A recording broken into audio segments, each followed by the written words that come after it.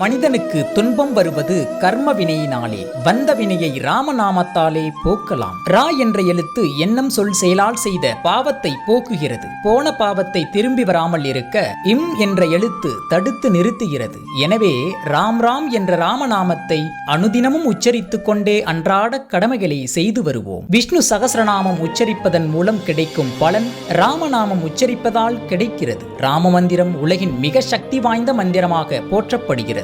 எந்த கஷ்டமான சூழ்நிலையிலும் ராமநாமம் நமக்கு நன்மையும் வெற்றியும் தரக்கூடியதாக இருக்கிறது. ஸ்ரீராம ராம ரமேதி ஸ்லோகத்தில் பார்வதியே ஒரு சுலபமான வழியை கேட்டபோது ராமநாமம் ஒன்றே போதும் என்று ஈஸ்வரன் பதிலளிக்கிறார். மற்ற நாம ஜபங்கள் ஒன்று பாவத்தை நீக்கும், மற்றொன்று புண்ணியத்தை தரும். ஆனால் ராமநாமம் ஒன்றே பாவத்தை அறுத்து புண்ணியமும் அர்ப்பணமாகி பாவ புண்ணியமற்ற ஜீவன் முக்தியை தரும். இக்காணொலியை பற்றி உங்கள் கருத்துக்களை கமெண்ட் பாக்ஸில் தெரியப்படுத்துங்கள். நன்றி.